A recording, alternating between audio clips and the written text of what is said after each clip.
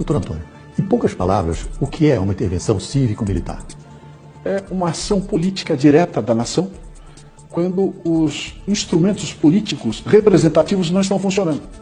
Então a nação precisa intervir para salvar a coisa pública. E por que o Brasil necessita de uma intervenção atualmente? Porque nós estamos vivenciando um vácuo político institucional.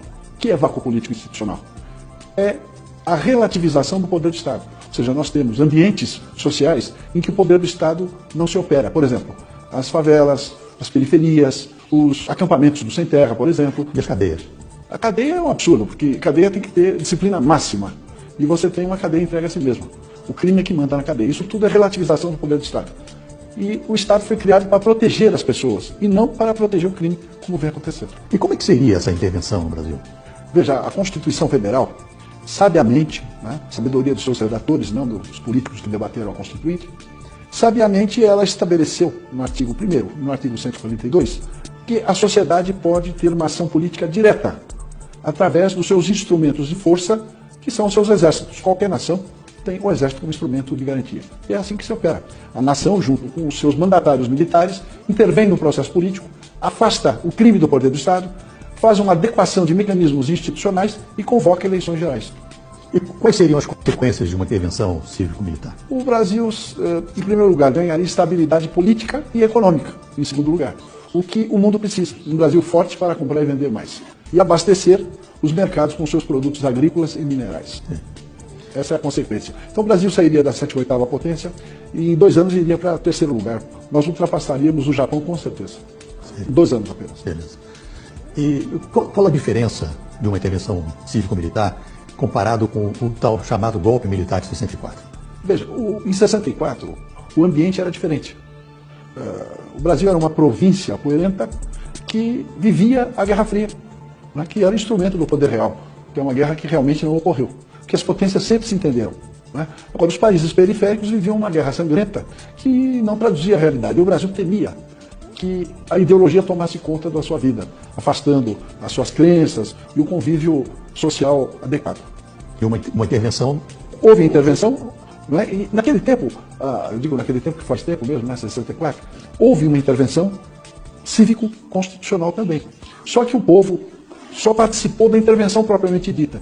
Em seguida se afastou da coisa pública. E a proposta atual é que o povo continue, mas como? Como fiscal do exercício do poder. São esses mecanismos de fiscalização que nós temos que apropriar o mecanismo do Estado. E quanto tempo duraria uma intervenção até que se estabelecessem novas votações e eleições? Em primeiro lugar, a intervenção propriamente dita, o país tem que funcionar rapidamente, com uma nova feição. Você tem que alterar a Constituição, dotando-a de mecanismos que possibilitem que a sociedade fiscalize o exercício do poder.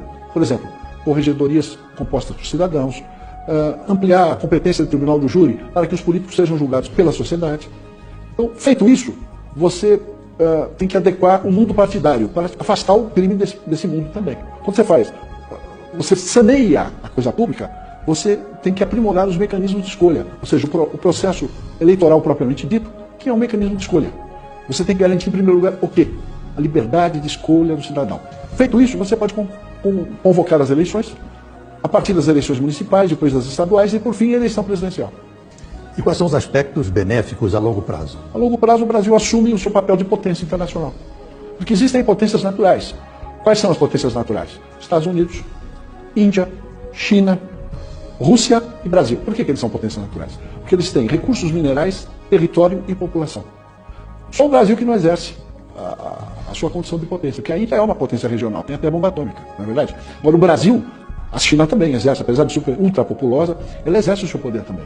O Brasil não, a única potência natural é o Brasil e não exerce o seu poder. Então vamos abordar um aspecto internacional. A gente nas reuniões se fala muito sobre o controlador. Para nós que já lidamos com esse assunto já está mais claro, mas para que as nossas plateias, os nossos ouvintes entendessem melhor, o que é o controlador? Bom, veja, todo mundo tem a impressão que o que nos cerca, o mundo existente, é de geração espontânea. Não é. Tudo que existe foi construído por alguém antes de nós. Então sempre existiu uma ordem mundial que estabelecia o funcionamento dos países, do mundo, as relações comerciais, a segurança das pessoas. E toda ordem pressupõe comando. Então sempre existiu um comando das potências mundiais.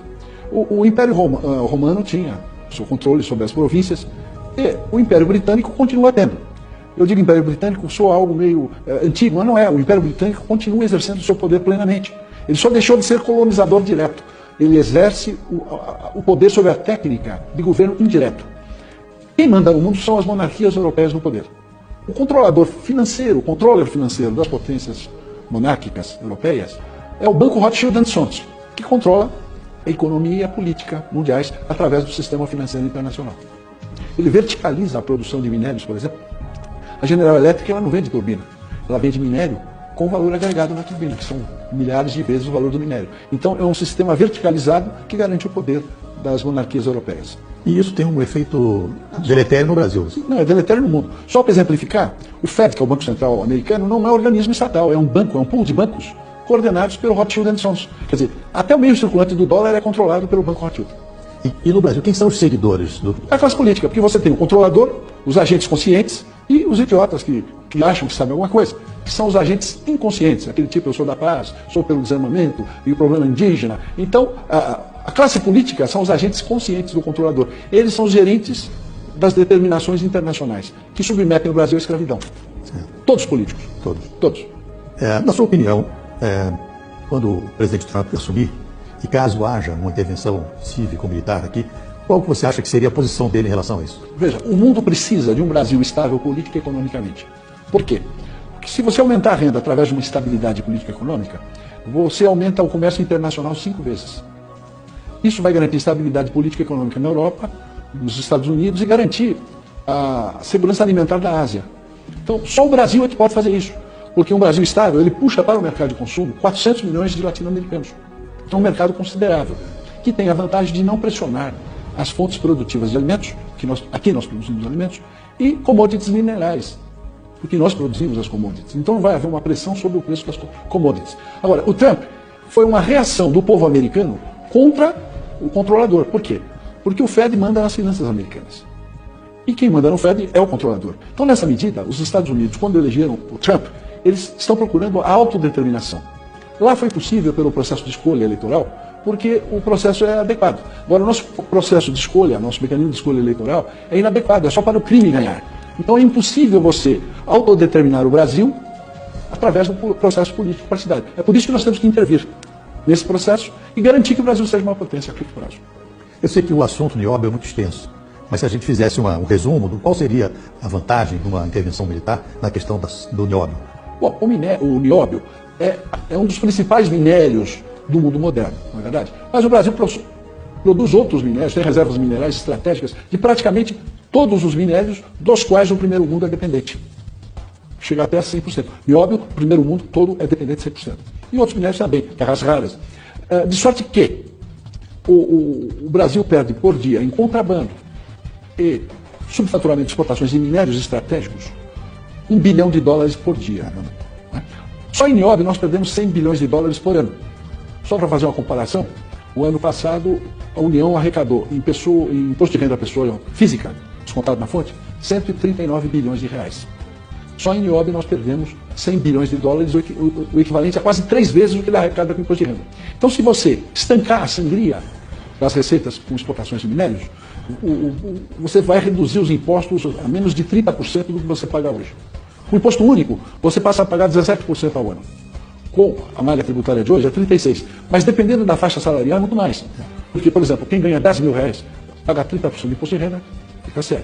Desconta INSS e outras coisas, o sujeito leva 6 mil para casa. Só que do que ele consome, 50% é imposto. Então ele ganha 10 e fica com 3. Na realidade, quem ganha R$10 mil, que é uma classe média forte, ele paga 70% de impostos, o que é um absurdo. Isso é escravidão.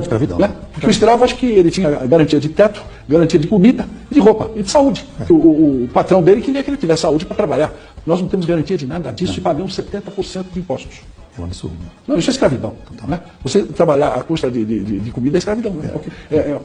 Eles falam tanto de escravidão do homem pelo homem. No Brasil, o governo escraviza o povo. Como é que nós temos que estender a lei áurea para o terceiro milênio? Com certeza.